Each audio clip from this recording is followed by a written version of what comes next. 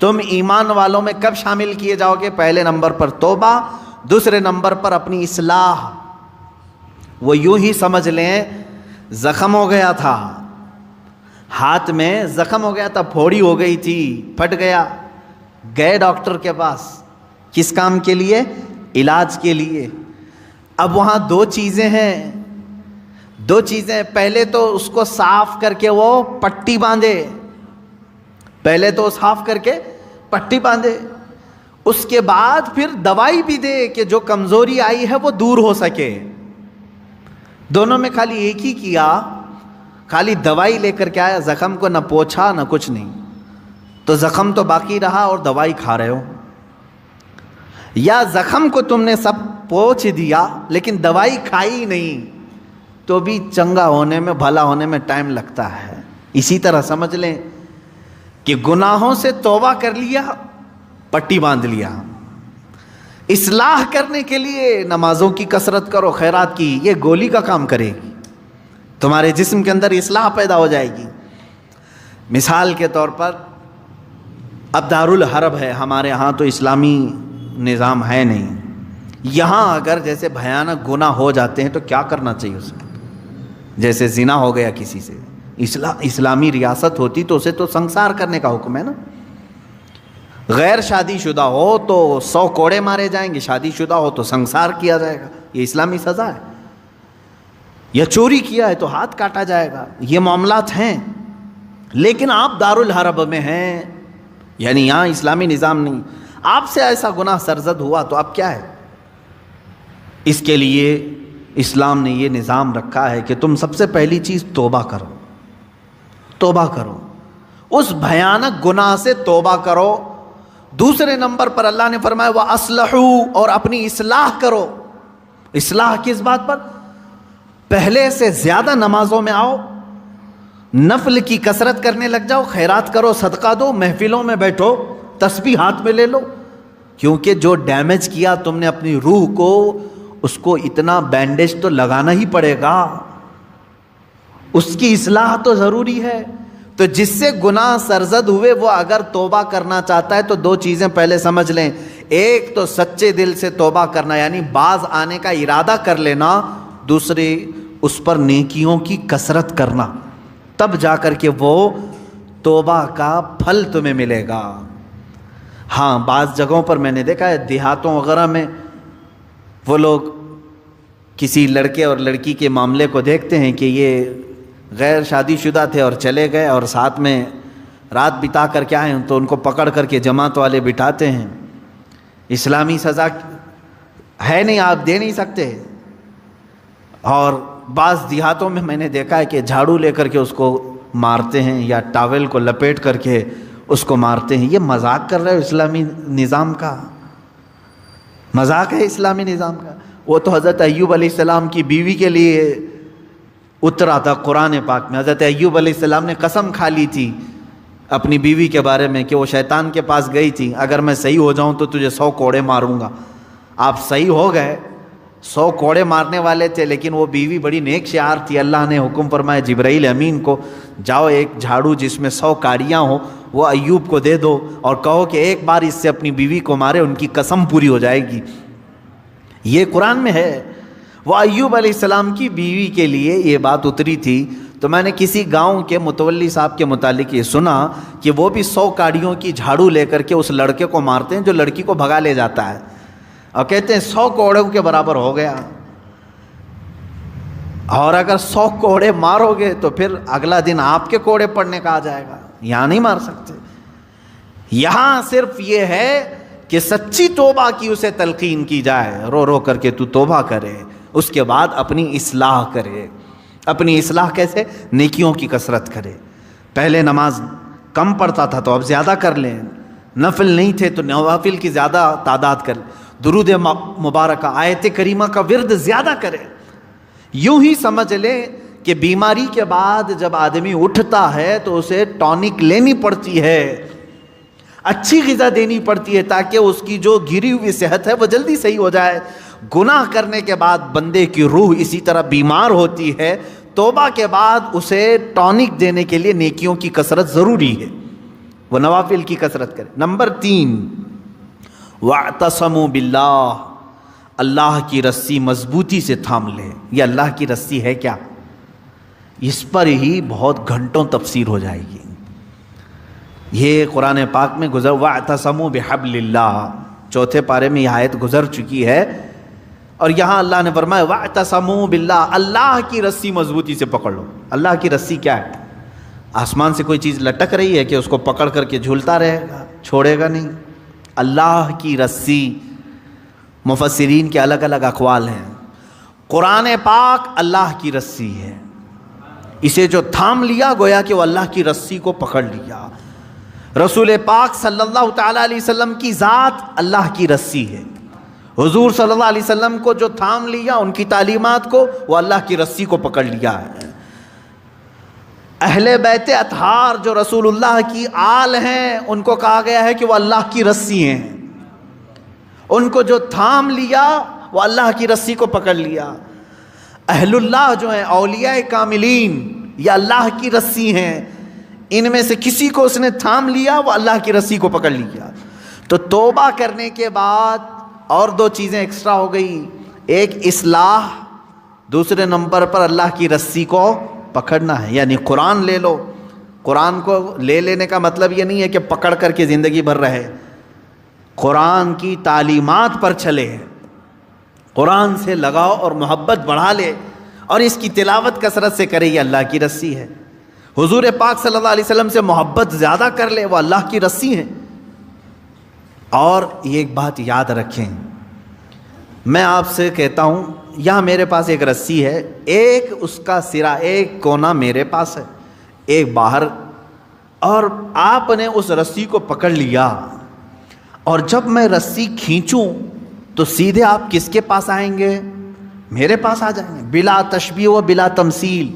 اللہ نے قرآن میں فرمایا اللہ کی رسی کو پکڑ لو، یعنی اللہ رب العزت کی جو رسی ہے وہ خود خدائے قدیر و جبار کے دست قدرت میں ہے، اور اس رسی کا ایک سرا، ایک کونا دنیا میں ہے، وہ رسول پاک کی شکل میں ہے، اہل بیت اطہار کی شکل میں ہے، قرآن عظیم کی شکل میں ہے۔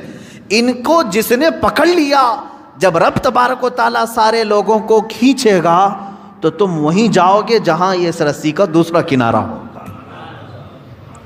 اسی کو کہتے ہیں اللہ رب العزت تک پہنچنے کے لیے اس کی رسی کو تھام لینا، یعنی اہل اللہ، اولیاء کاملین سے وابستہ ہونا، قرآن پاک سے اور رسول پاک کی زندگی سے وابستہ ہونا۔ 3 چیزیں میں نے گنا دیا توبہ کے لیے۔ وَأَخْلَصُوا دِينَهُمْ لِلَّهِ، چوتھی چیز ہے اپنے دین کو اللہ کے لیے خالص کر دینا، پیورٹی والا دین۔ یہ وہی شادی کرنے والے لوگوں کے لیے ہے، جو شادی کے لیے دین میں آئے تو اللہ فرمانا نہیں، اللہ کے لیے دین میں آؤ، اللہ کے لیے توبہ کرو۔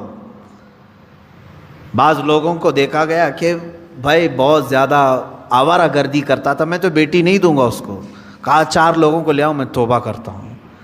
توبہ توبہ توبہ توبہ، ہو گئی توبہ۔ اس کے بعد اس کی بیٹی کو لینے کے لیے تم نے 4 لوگوں کے پاس توبہ کیا۔ میرے عزیزوں، اب توبہ کے اصول آپ سیکھ لو۔ اس نے توبہ کس کے لیے کیا؟ ایک خاتون کے لیے۔ اللہ فرما رہا ہے اللہ کے لیے آ جاؤ، یہ آج تیرے نکاح میں ہے، کل پھیکی پڑ جائے گی، لیکن اللہ رب العزت تو ہمیشہ رہنے والا ہے۔ یہ ان لوگوں کے لیے بھی تھا جو دائرہ اسلام میں داخل ہوتے تھے۔ جیسے ہجرت کے متعلق حضور صلی اللہ علیہ وسلم نے فرمایا، جس نے اللہ اور اس کے رسول کے لیے ہجرت کی اس کا ثواب بے حساب ہے۔ ہجرت کا مطلب ایک وطن چھوڑ کر کے دوسرے وطن گئے، جیسے مکہ چھوڑ کر کے صحابہ مدینے گئے تھے، کس کے لیے گئے تھے؟ اللہ اور اس کے رسول کی محبت میں گئے تھے۔ ایک صحابی جو ہے وہ مکہ سے نکلے، ان کی منگنی ہوئی تھی مدینے کی لڑکی سے، مدینے کی ایک لڑکی سے ان کی منگنی ہوئی تھی۔ وہ سفر کر کے آ گئے، انہوں نے سوچا شادی بھی ہو جائے گی، ہجرت بھی ہو جائے گی، ثواب کا ثواب ہے، گھر کا گھر بھی ہے۔ شادی ان کی مدینے میں ہونی تھی، سسرال مدینے میں، اور مکہ سے ان کو ہجرت کرنے کا ثواب بھی لینا تھا، لیکن وہ ہجرت کر کے آئے۔ تب اللہ کے نبی صلی اللہ علیہ وسلم نے یہ حدیث بیان فرمائی، جس کی ہجرت جس غرض سے ہوئی اسی غرض میں مانی جائے گی۔ جو اللہ اور رسول کے لیے ہجرت کر کے آئے تھے اس کا ثواب بے حساب ہے، اور جو شادی کے لیے ہجرت کر کے آئے تھے تو یہ شادی کا ہی مانا جائے گا، یہ شادی کا۔ بعض لوگ ہجرت کر کے مائیگریٹ کر کے دوسری کنٹریز میں آج گئے ہوئے ہیں، وہ اپنی روزی روٹی کے لیے گئے ہوئے ہیں، اس ہجرت کا ثواب نہیں ہے۔ اپنے دین کی حفاظت کے لیے اور اللہ کی رضا کے لیے اگر کوئی ہجرت کیا ہے تو اس کا ثواب ہے، بہت بڑا ثواب ہے۔ مثال کے طور پر برما کے لوگ جو ہجرت کی ہیں، ان کے اوپر آفتیں تھیں، مصیبتیں تھیں، اور ان کے اوپر دین تنگ کر دیا گیا تھا، اور وہ وہاں سے گھر چھوڑ کر کے ہجرت کر کے اگر کسی دارالاسلام میں گئے ہیں تو ان کو وہی ہجرت کا ثواب ہوگا جو صحابہ نے ہجرت کی تھی۔ یہ ثواب ہے کیونکہ وہ اپنے دین کی حفاظت کے لیے ہجرت کیے تھے۔ اس بات کو سمجھیں۔ 4 چیزیں یہاں پر بیان ہوئی ہیں توبہ کے متعلق۔ جو لوگ ایمان والوں کے ساتھ اٹھایا جانا اپنے آپ کو پسند کرتے ہیں، وہ سب سے پہلی چیز اپنی پرانی چیزوں سے، نفاق تھا یا کفر تھا یا بھیانک گناہ تھے، پہلی چیز توبہ کرے۔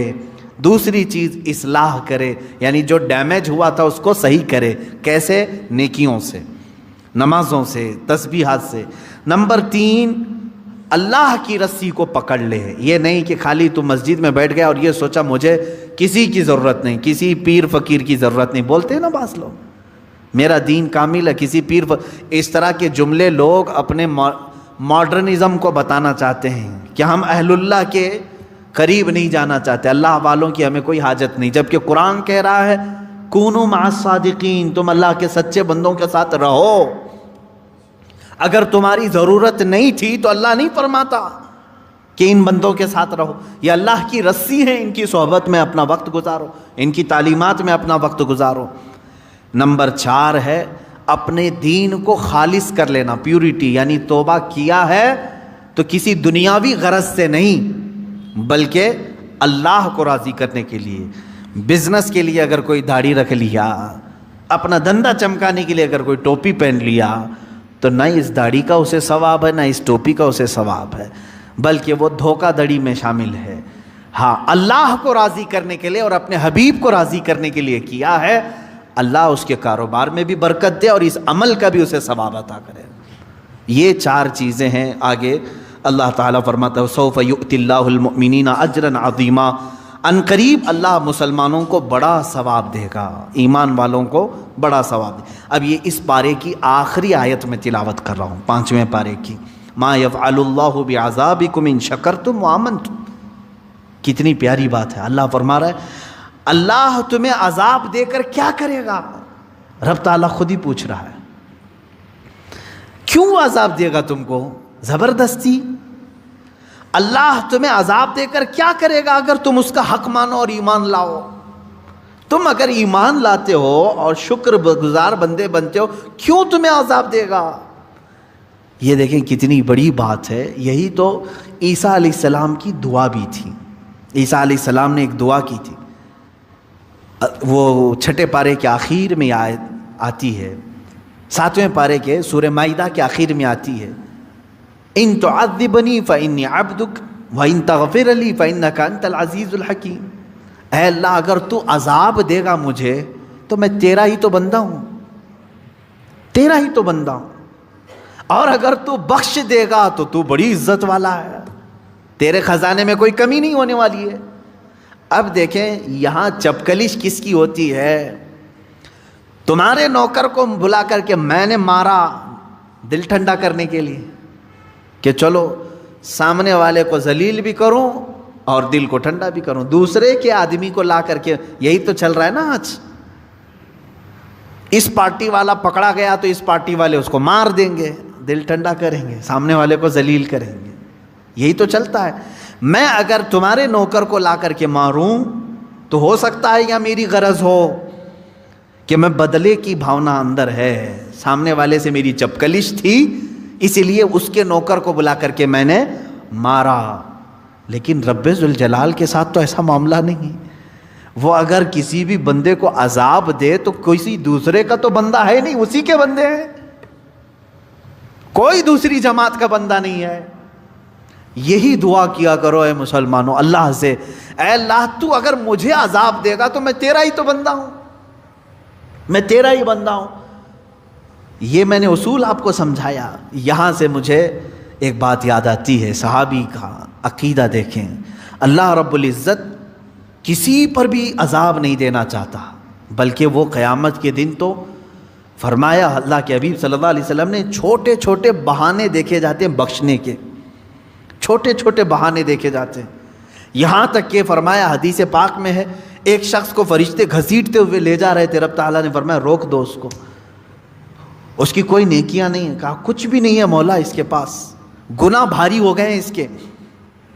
رب تبارک و تعالیٰ نے اس سے سوال کیا, اس سے پوچھو میرے بندے سے, کیا زندگی میں کبھی کسی عالم کی محفل میں بیٹھا تھا؟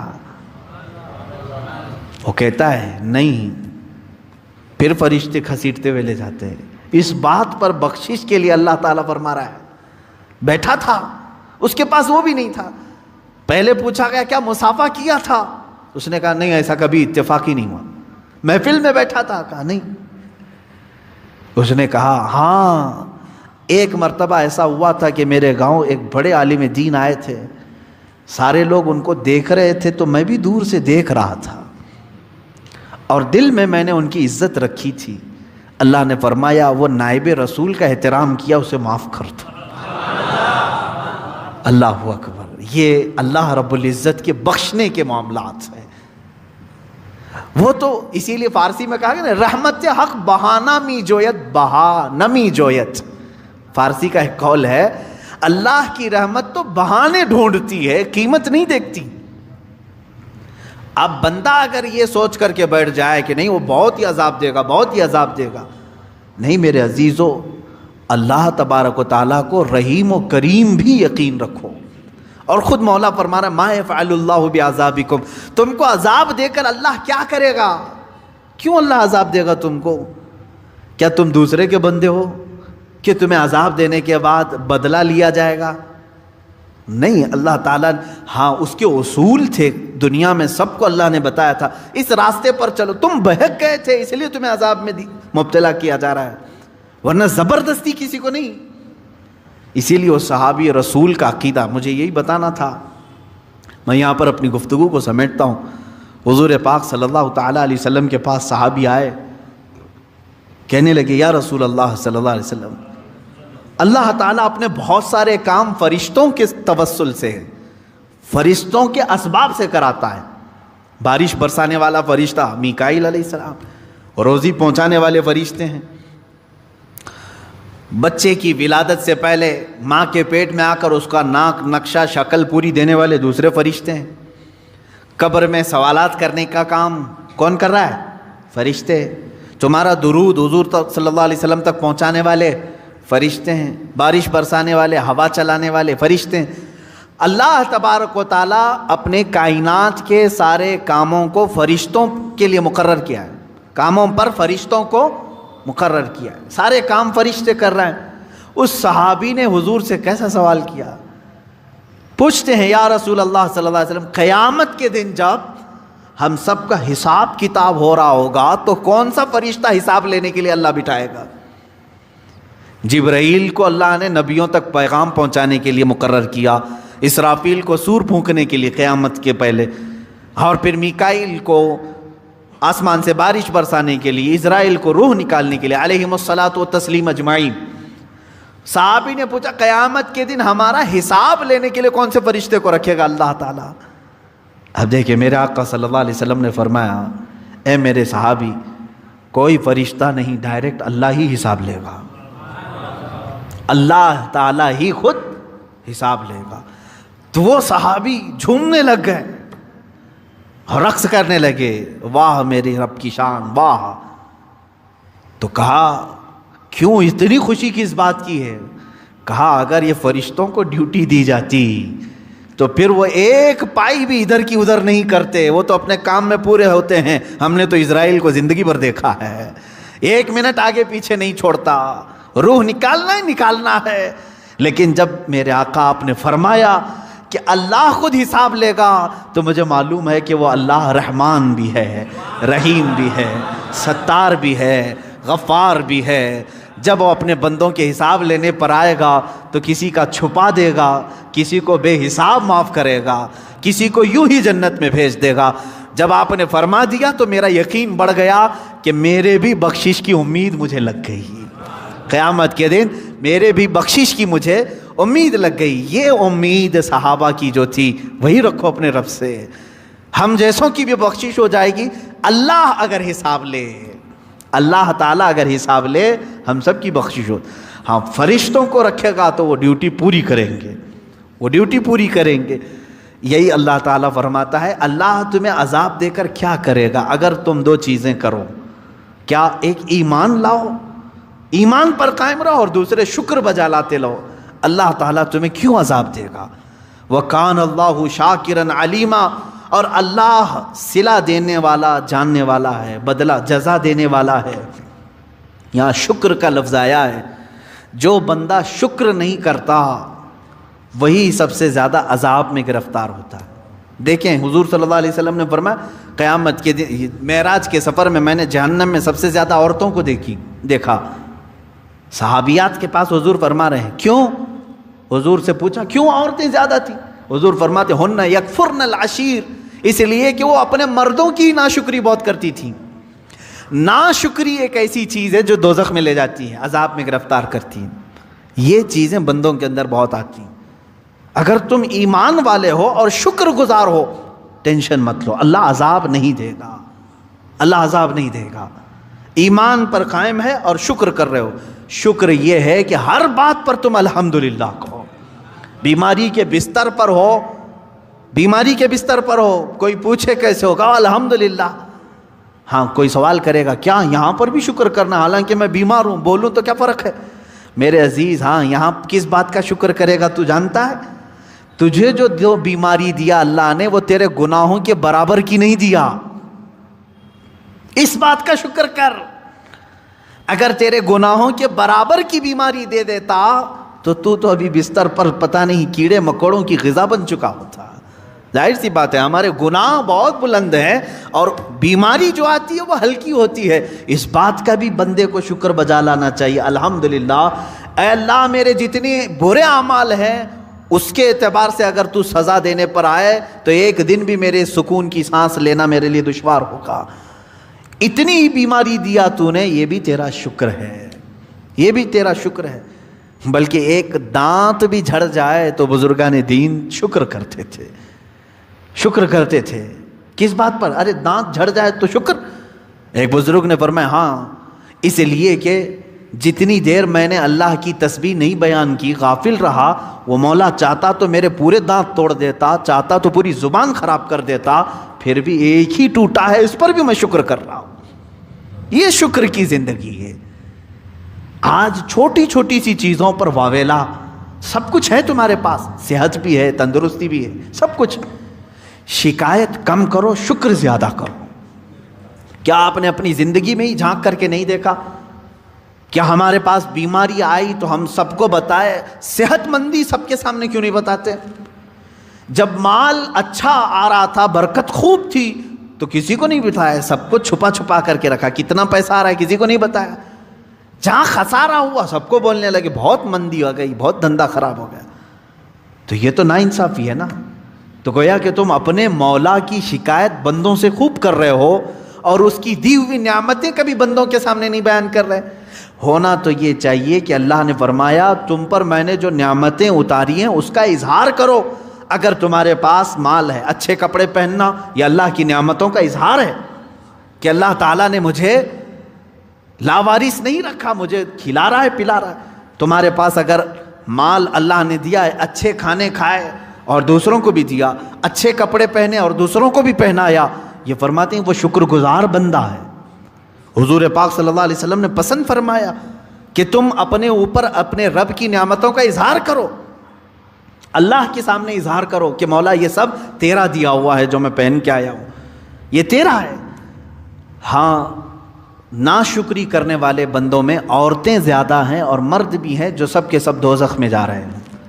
یہی دو چیزیں یہاں پر بیان ہوئی ہیں. اللہ تمہیں کیوں کر عذاب دے گا اگر تم ایمان پر ہو اور شکر کر رہے ہو.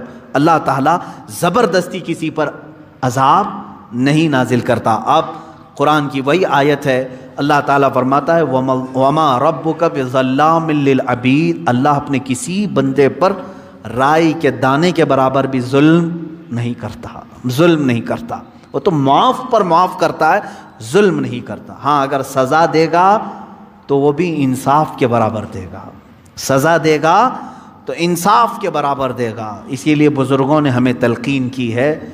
ایک چیز میں آپ کو بتا دوں کہ اگر تمہیں زندگی میں کوئی ارادہ کر لیا، مثال کے طور پر مجھے گھر بنانا تھا، پیسے جمع کرتا رہا لیکن گھر بنا ہی نہیں، تو روتے گاتے سب کو بولنے کی ضرورت نہیں، میری خواہش تو یہ تھی لیکن ہوا نہیں۔ اس پر حکم یہ بزرگوں نے فرمایا کہ تو خدا بننے کی کوشش مت کر کہ جو تو چاہے وہ ہو جائے، یہ تو اللہ کی شان ہے۔ کبھی ایسا ہوگا کہ تو جو چاہے وہ ہو جائے گا، کبھی ایسا ہوگا جو تم چاہتے ہو وہ نہیں ہوگا۔ تو اس میں کیا کرنا چاہیے بندے کو؟ بزرگوں نے فرمایا اگر تیرے چاہنے کے بعد کوئی کام ہو گیا تو یہ کہہ کہ اللہ مجھ جیسے کمتر کو بھی مکمل کر کے دے دیا، اور اگر تیرے چاہنے کے بعد نہیں ہوا تو یوں کہہ کہ اللہ تبارک و تعالیٰ نے اپنے عدل کے مطابق جو کیا وہ بالکل صحیح کیا، کہ مجھ جیسے کے لیے وہ تھا ہی نہیں کام جس کی میں خواہش کر کے بیٹھا تھا۔ میرے مرشد گرامی کا یہ شعر مجھے یاد آتا ہے، اللہ رب العزت کی بارگاہ میں وہ یوں دعا کرتے تھے کہ میں گنہگار ہوں اور بڑے مرتبوں کی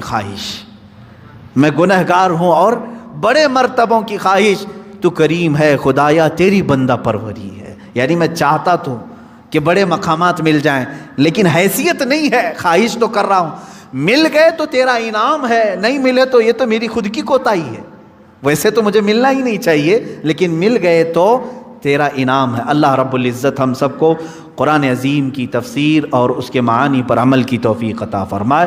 وآخر دعوانا الحمد للہ رب العالمین۔ کل سے انشاءاللہ